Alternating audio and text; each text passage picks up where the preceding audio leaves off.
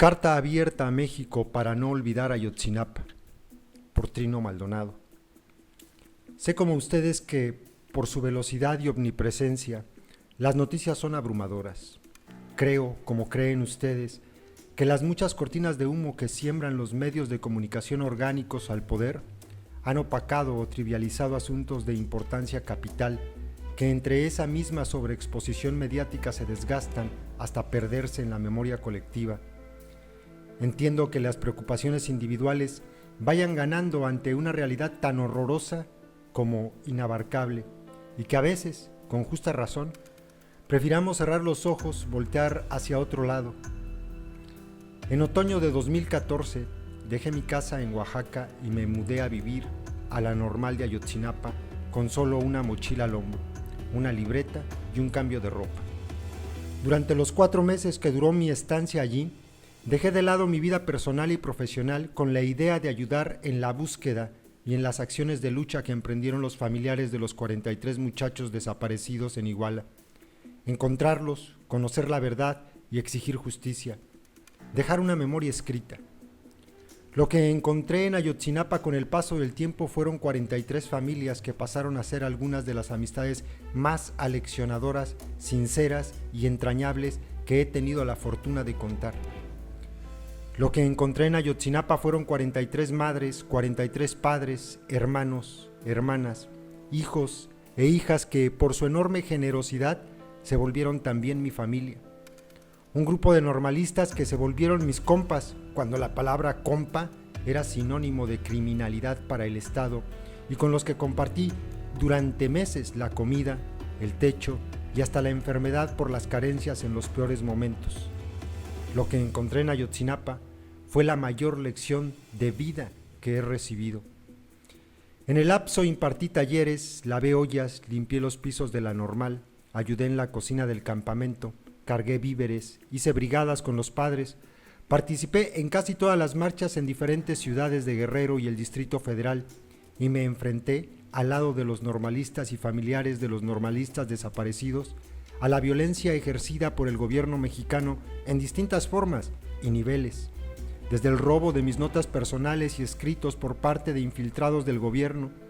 el acoso de las policías de todos los órdenes, el encapsulamiento y la golpiza de la Policía Federal en el Zócalo de la capital del país al final de la megamarcha el 20 de noviembre de 2014,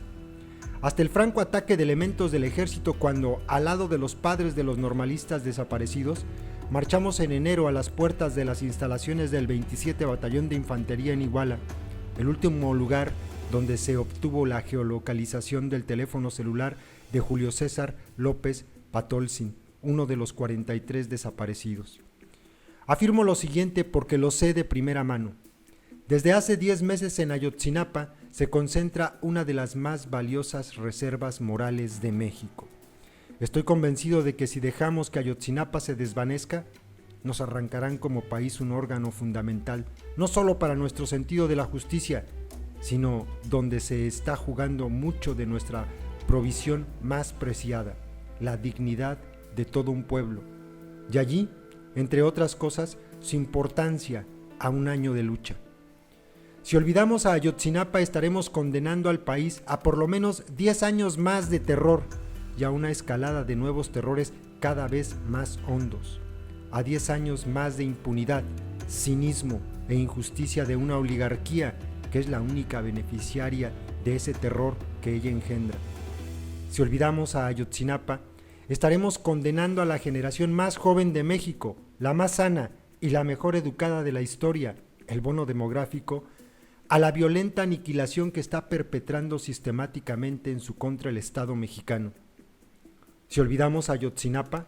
permitiremos que la retórica de la llamada guerra contra el narco siga imponiendo su lógica de sangre y muerte.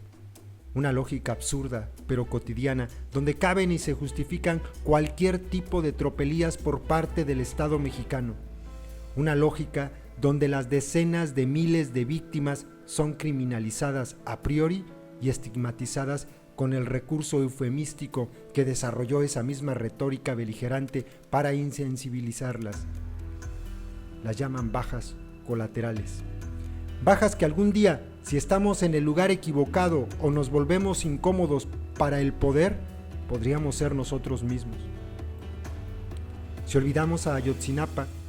esa será la alarma definitiva de que como país nos hemos deshumanizado a tal grado que casos como el de los 7 muchachos que el pasado 7 de julio fueron torturados y ejecutados en Zacatecas por el ejército mexicano ya no nos perturbarán ni nos sorprenderán más, sino que serán un nuevo índice de frías cifras de desaparecidos, índices de nombres de asesinados por el Estado.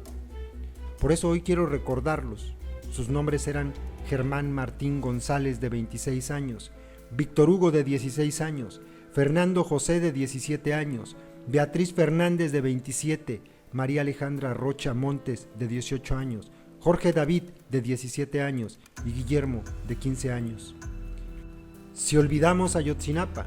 permitiremos que se repitan hasta el cansancio sucesos como los de Óstula, el 19 de julio, donde el ejército disolvió una protesta y un plantón de civiles y mató a un menor de 12 años de edad. Si olvidamos a Ayotzinapa,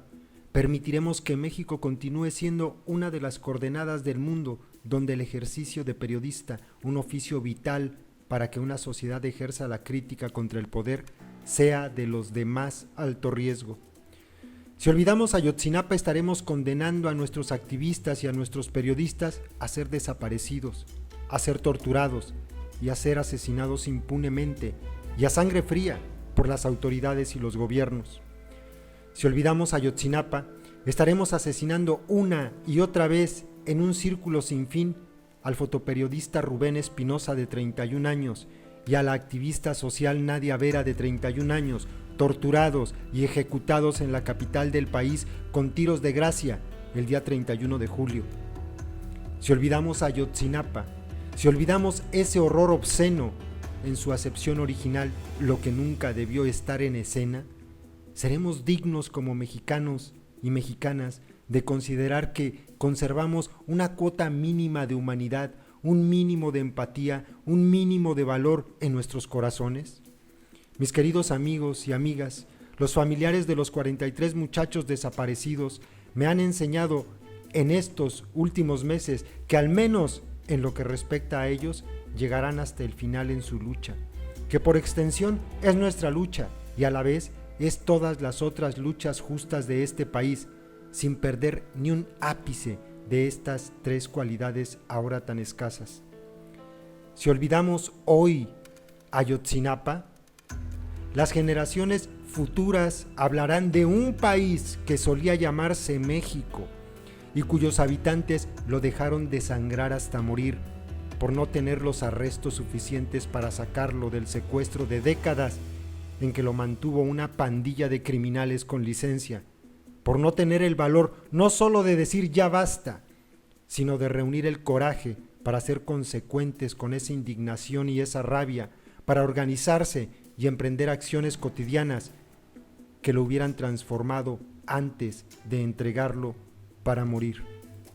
Vivos se los llevaron y vivos los queremos.